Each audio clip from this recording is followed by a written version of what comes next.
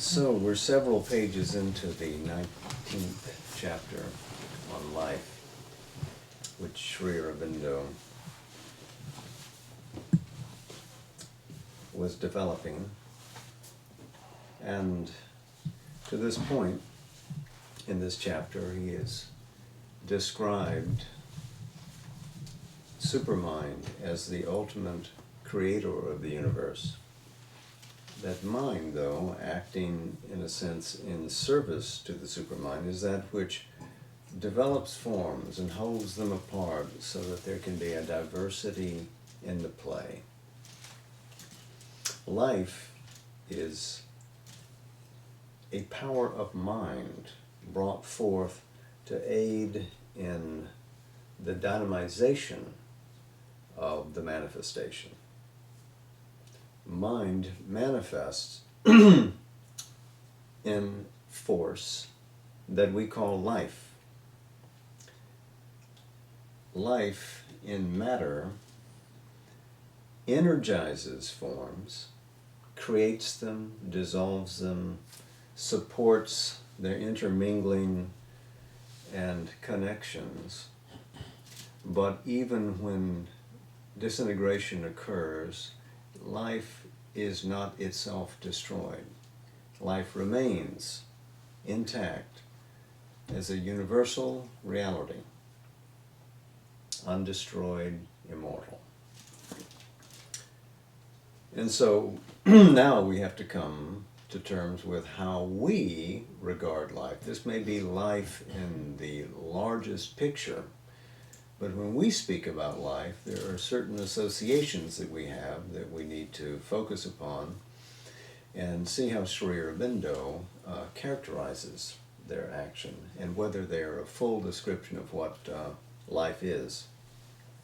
So we come to this next paragraph, which begins, ordinarily, when we speak of life, we have meant animal life. That which moves, breathes, eats, feels, desires. And if we speak of the life of plants, it has been almost as a metaphor rather than a reality. For plant life was regarded as a purely material process rather than a biological phenomenon. This is, in fact, consonant with ancient philosophy. This is how things, animus means that which moves, that which is alive is that which moves. Plants don't move, they sit still. Even Buddha, although he was compassionate to all sentient beings, did not regard plants as sentient beings. And if you're going to be a vegetarian, of course, that's a great advantage. To continue, especially, we have associated life with breathing. The breath is life, it was said in every language, and the formula is true if we change our conception of what we mean by the breath of life. So he doesn't set it all out here, but clearly the connotation is that life is a power or a fashion of the force which dynamizes all things, Chit Shakti, but it is the breath behind it which is the real force of life. So not the outer activities, but that internal power. But, he writes, it is evident that spontaneous motion or locomotion, breathing, eating, are only processes of life and not life itself. They are means for the generation or release of that constantly stimulating energy, which is our vitality, and for that process of disintegration and renewal by which it supports our substantial existence. But these processes of our vitality can be maintained in other ways than by our respiration and our means of sustenance. So these processes that we associate with life are just the active modes. They're processes. They're not essentially what the vital principle is. They are modalities. Life does not depend upon them. And in referring to the capacity to extend life without respiration and without means of sustenance, one might cite Sri Aurobindo's own example when he went on a fast for 21 days. 21 days without taking any food. And he found that he could draw from the universal principle of life, draw it into his being, not simply through respiration, pranayama, no, but rather draw directly life energy into his body and sustain it. And he said that he was closing in on the method by which one could do that perpetually without wasting of the physical flesh, because one loses weight, no? When one doesn't consume food. And he said he was very near that solution when money for food arrived. And the old law of these things, when you break your fast, you come back at it gently. You start with juices, you drink some milk with rice, etc., and slowly you build up your capacity to eat food again. Sri Aurobindo said, nonsense. And he went straight for full meals again, just as he had before. He was not going to be dominated by the body. He was going to use the body and the life force as means of experimentation and to see what lengths we could go. So he proved to himself that there would be no diminution of energy even without food. He never felt tired. He kept up with the same activities he had always maintained with the same clarity. It was only that the body was becoming thin. He was already thin, so he must have been thinner. So again, his personal example supports and buttresses the arguments that he's drawing to our attention as he unrolls the life divine. Often these sentences are products of his long personal experimentation. They're not simply spells of ratiocination, not simply going off on a lark, writing down what intellectually may be possible. They're actually grounded in his life. To continue then, it is a proved fact that even human life can remain in the body and can remain in full consciousness when breathing, and the beating of the heart and other conditions formerly deemed essential to it have been temporarily suspended.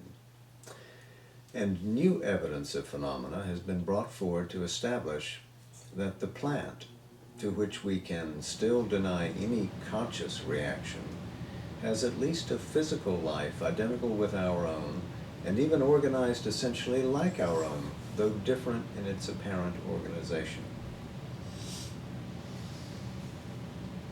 If that is proved true, we still have to make a clean sweep of our old facile and false conceptions and get beyond symptoms and externalities to the root of the matter. That is, life as power is universal and uses forms and is not diminished by their passing and going hence. Remember that citation drawn from the Taittiriya Upanishad that opens this chapter.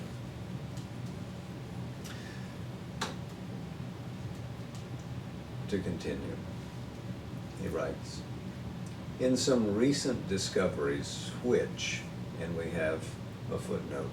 Let's go ahead and read the footnote and come back and begin the paragraph in there.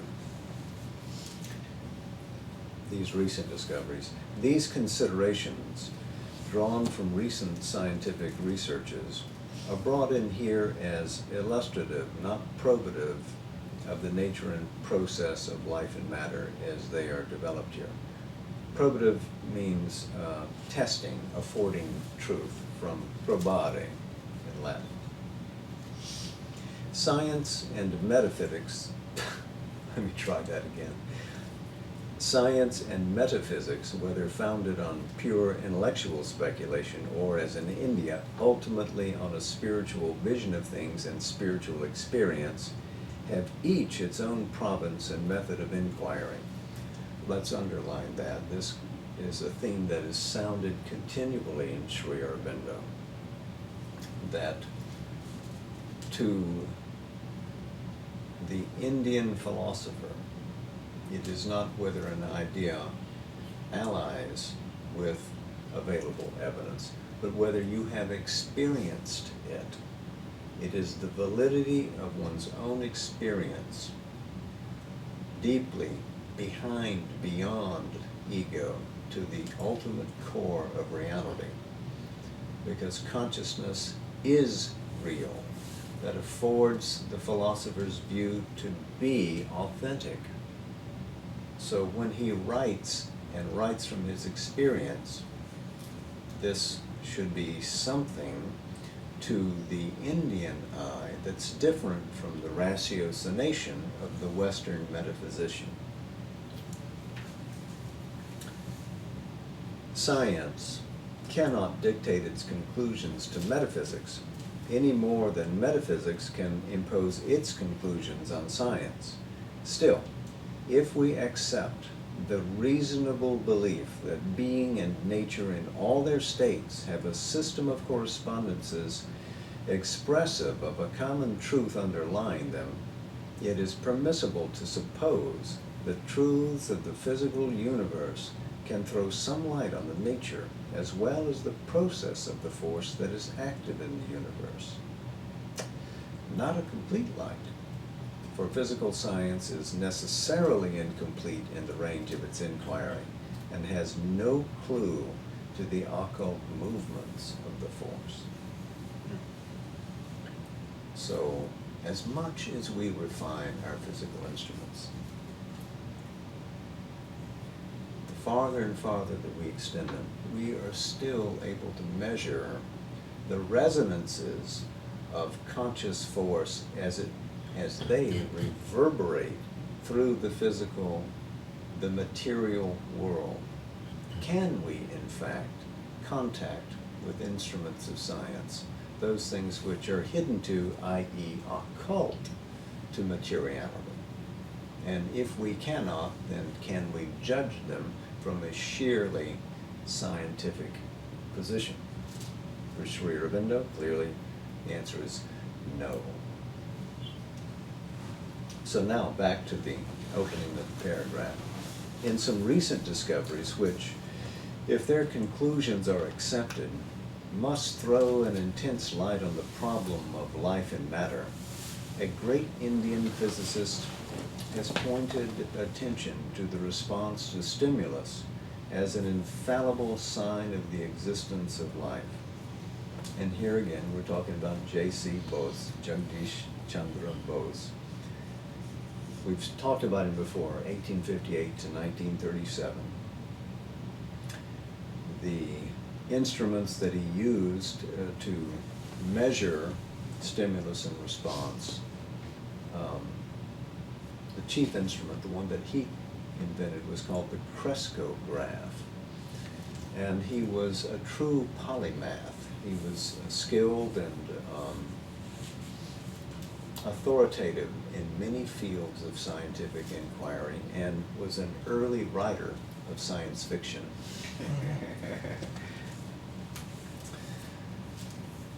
It is especially the phenomenon of plant life that has been illumined by his data and illustrated in all its subtle functionings.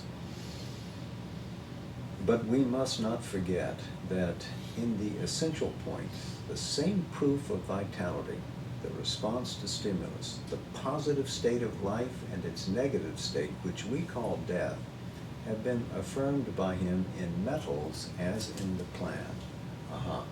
He extended his inquiry beyond simply proving that plants respond to stimuli, to various kinds of stimuli. He wasn't just touching them, but music and all manner of things. We needn't go into a catalog of it here. But then he could use some of the same experimental methods to test fatigue in metals, to demonstrate that they got tired. Long use exhausted them. And if you gave them a break, they would come back and be fresh for the next inning. And he could accord mathematical measurement to this. We're not talking about foo-foo science, we're talking about real science. That's why Bose is so universally well regarded. To continue with Sri Aurobindo, not indeed with the same abundance, not indeed so as to show an essentially identical organization of life, but it is possible that could instruments of the right nature and sufficient delicacy be invented, more points of similarity between the metal and plant life could be discovered. And even if it proved not to be so, this might mean that the same or any life organization is absent. But the beginnings of vitality could still be there. So what Bose is establishing, you see, is a continuum. There is nothing in existence that does not respond, that does not have some conscient response, even if it's under what the mind would recognize as a field of awareness, or the capacity to be aware. Still, not only animals, but plants, and even base metal, even material things, can be shown to be responsive to stimuli. So Sri Aurobindo is coming to his point, using this as a point provocative.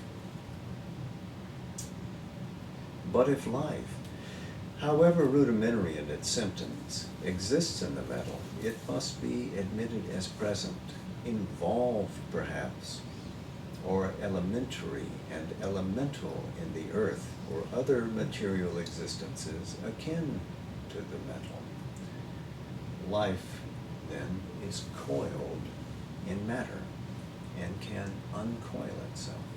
It is involved, so it goes in and it evolves out. If we can pursue our inquiries farther, not obliged to stop short where our immediate means of investigation fail us, we may be sure from our unvarying experience of nature that investigations thus pursued will in the end prove to us that there is no break, no rigid line of demarcation between the earth and the metal formed in it, or between the metal and the plant. And pursuing the synthesis farther, that there is none either between the elements and atoms that constitute the earth or metal, and the metal or earth that they constitute. Each step of this graded existence prepares the next, holds in itself what appears and that which follows it. Life is everywhere, secret or manifest, organized or elemental, involved or evolved, but universal, all-pervading, imperishable. Only its forms and organizings differ. So this becomes the rule of evolution. Matter contains life. Life contains mind. But from mind involved the power of life. Life involved itself in matter. And one uncases itself from the other, but without leaving the other behind. So we get an increasingly sophisticated form of evolution. All is eventually revealed, which is involved. So, back to an essential point here, though. Life is, in its principle, immortal and everywhere. We must remember that the physical response to stimulus is only an outward sign of life, even as are breathing and locomotion in ourselves, vis-a-vis Bose's experiments. An exceptional stimulus is applied by the experimenter, and vivid responses are given which we can at once recognize as indices of vitality in the object of the experiment. But during its whole existence, the plant is responding constantly to a constant mass of stimulation from its environment. So this is the larger picture. That is to say, there is a constantly maintained force in it which is capable of responding to the application of force from its surroundings. It is said that the idea of a vital force in the plant or other living organism has been destroyed by these experiments. But when we say that a stimulus has been applied to the plant, we mean that an energized force, a force in dynamic movement, has been directed on that object. And when we say that a response is given, we mean that an energized force capable of dynamic movement and of sensitive vibration answers to the shock. There is a vibrant reception and reply, as well as a will to grow and be, indicative of a submental, a vital physical organization of consciousness force hidden in the form of being. So this again is the larger picture. Behind, behind, behind. Ultimately, we get back to the consciousness force, the Chit Shakti, that expresses the power of Satchit Ananda through the supramental creative agency and cascading down from mind, life, into matter. There is no break in the continuity of existence. The fact would seem to be then that as there is a constant dynamic energy and movement in the universe which takes various material forms, more or less subtle or gross, so in each physical body or object, plant or animal or metal, there is stored and active the same constant dynamic force. A certain interchange of these two gives us the phenomena which we associate with the idea of life, this relationship of energy and form. It is this action that we recognize as the action of life energy, and that which so energizes itself is the life force. Mind energy, life energy, material energy are different dynamisms of one world force.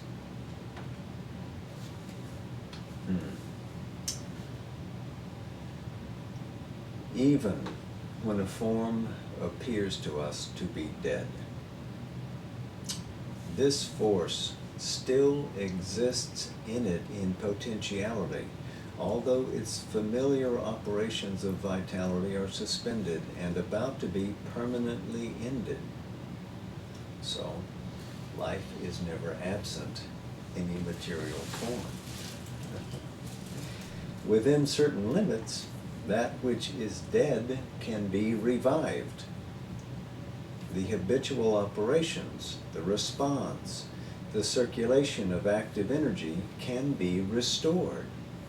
And this proves that what we call life was still there in the body, latent, that is to say, not active in its usual habits, its habits of ordinary physical functioning, its habits of nervous play and response, its habits in the animal of conscious mental response.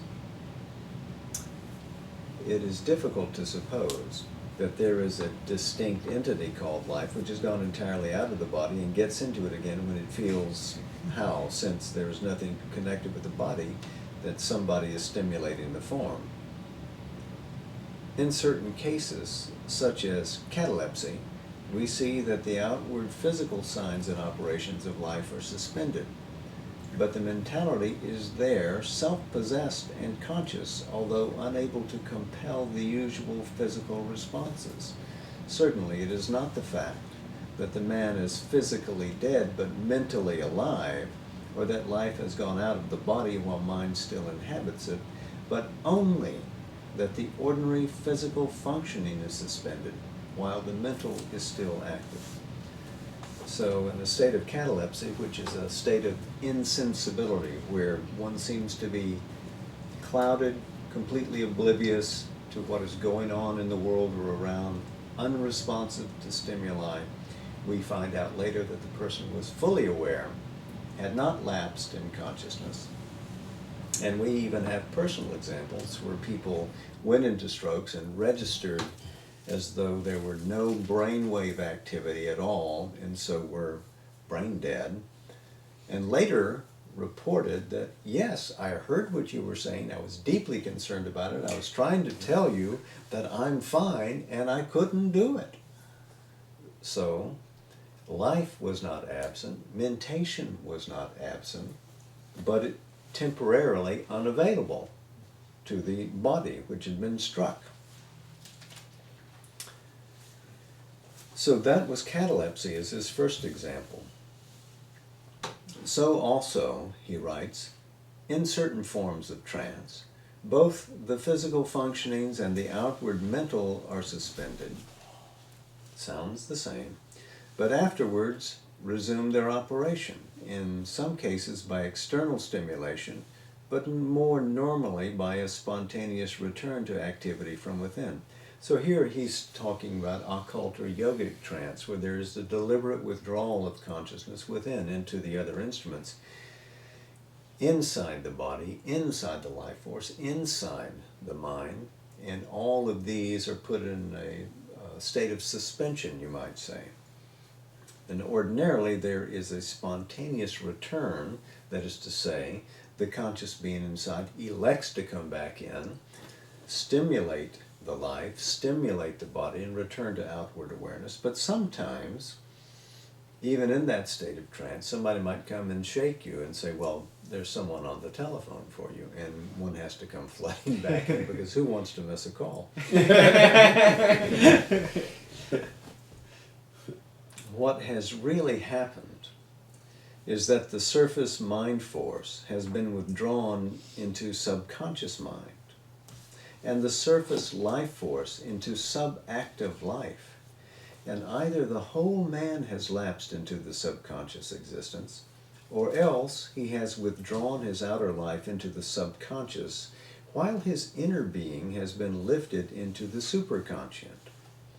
So he is again describing, which to him is an ordinary yogic procedure, to be able to leave at will the audience in the front and go within, retire into the chambers inside, and rise above, or wherever is the destination he wills it to be. Because the yogin is free to move about at will. The power of siddhi.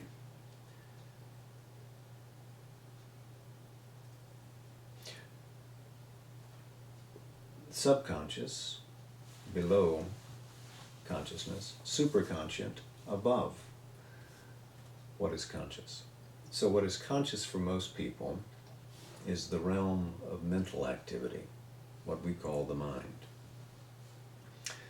But since this ocean of awareness is really universal, one can scale the entirety of it in an indrawn yogic state. So what becomes conscious existence for the yogin may be ordinarily what is superconscient to another. He may have access to those realms which rise into the supramental and above, into the higher ranges of the mind, into the inner ranges of the inner mind, etc., the subliminal.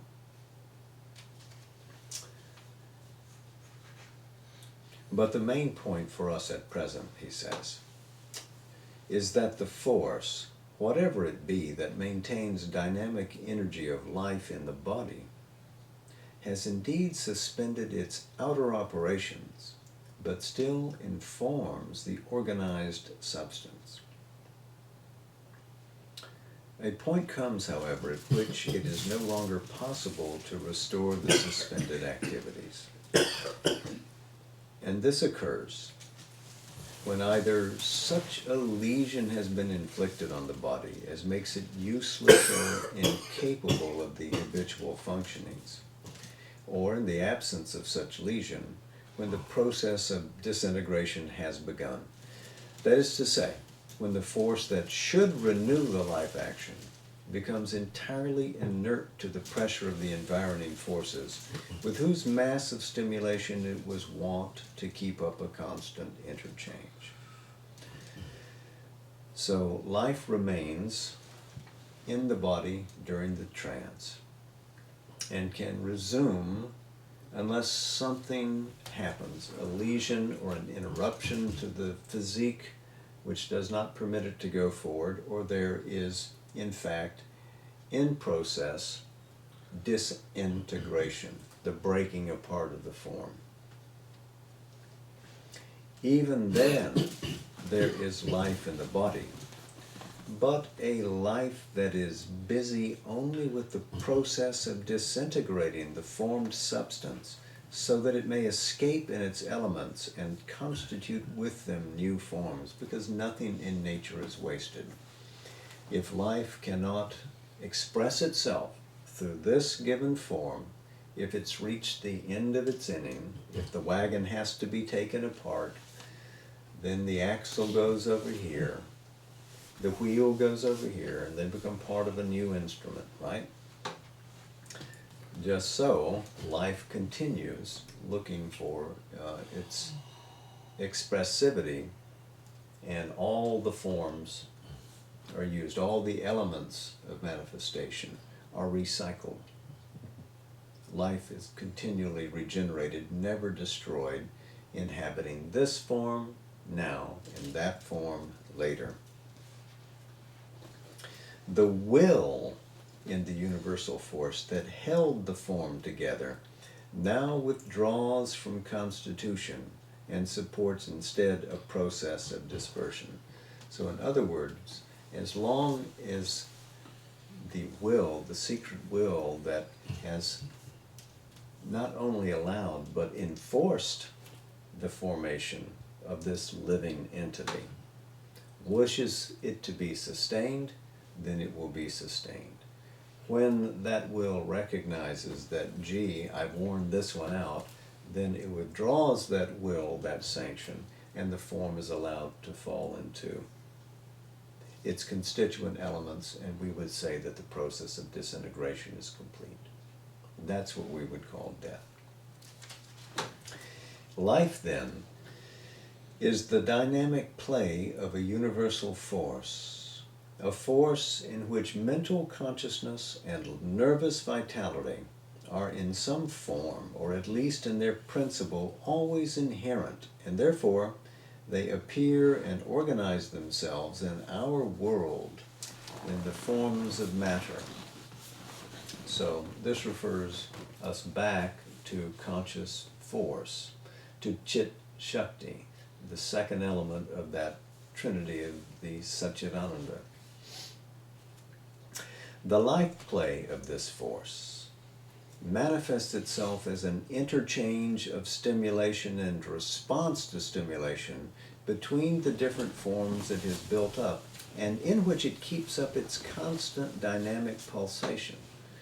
Beautiful expression of what is really going on in the flow, the flux of life. Each form is constantly taking into itself and giving out again the breath and energy of the common force. Each form feeds upon that and nourishes itself with it by various means, whether indirectly by taking in other forms in which the energy is stored, or directly by absorbing the dynamic discharges it receives from outside. This is an Upanishadic image. Life eating life. The eater eaten is eaten. The eater eating is eaten. All this is the play of life.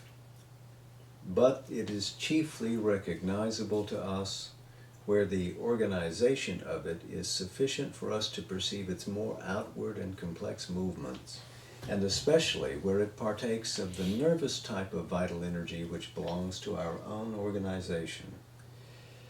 It is for this reason that we are ready enough to admit life in the plant, because obvious phenomena of life are there, and this becomes still easier if it can be shown that it manifests symptoms of nervosity and has a vital system not very different from our own, but are unwilling to recognize it in the metal and the earth and the chemical atom, where these phenomenal developments can with difficulty be detected or do not apparently at all exist. Is there any justification for elevating this distinction into an essential difference? We'll go forward in the answer to this and other questions Sri Aurobindo poses next week.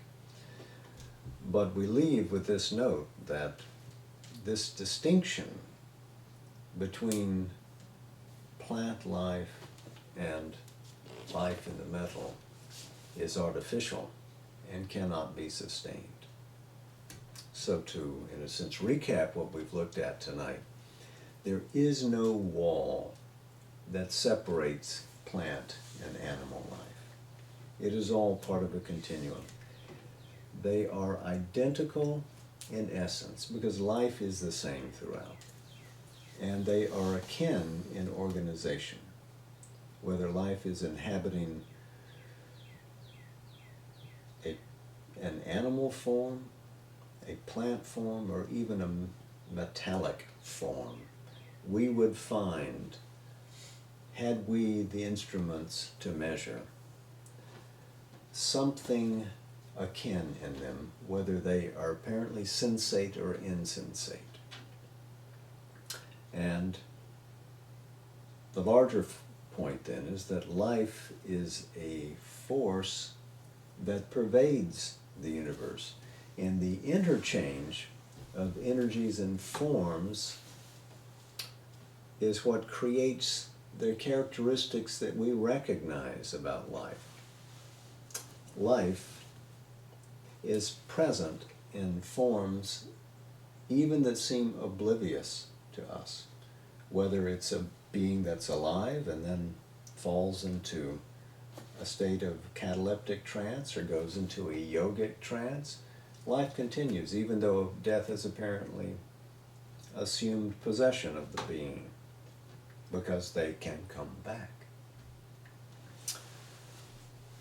So whether we're talking about dispersion or reconstitution seems to be contingent according to the application of the universal will, which is seeking its own results in any particular form that we look at. So life exists universally, is unimpaired by the apparent dissolution of a form, and reconstitutes itself, if not in that form, then in another, because it's here to forge force into a material form so that higher forms and dynamisms of consciousness can emerge. And so it is this marriage of life to matter that we'll continue to investigate next time.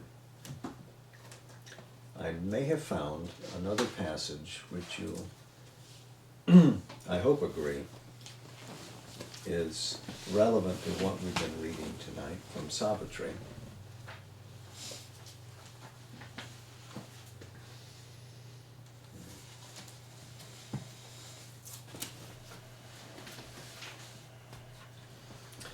This is a passage that's in the Book of Beginnings, Canto 4, The Secret Knowledge. immovably ready for their destined task.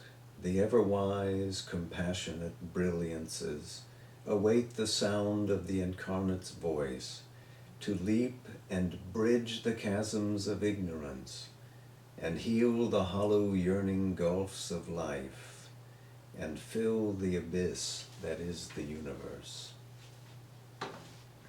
Here, meanwhile, at the Spirit's opposite pole, in the mystery of the deeps that God has built for his abode below the thinker's sight, in this compromise of a stark absolute truth with the light that dwells near the dark end of things, in this tragic comedy of divine disguise, this long far seeking for joy ever near, in the grandiose dream of which the world is made, in this gold dome on a black dragon base, the conscious force that acts in nature's breast, a dark-robed laborer in the cosmic scheme, carrying clay images of unborn gods, executrix of the inevitable idea,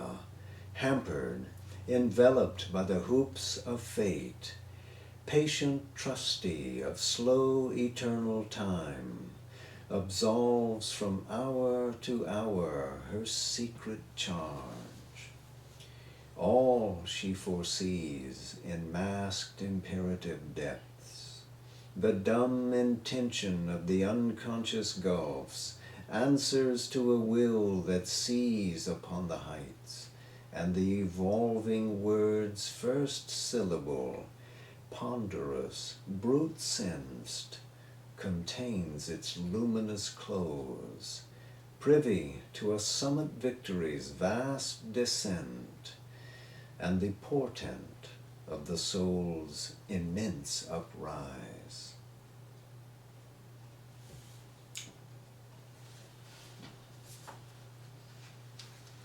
So,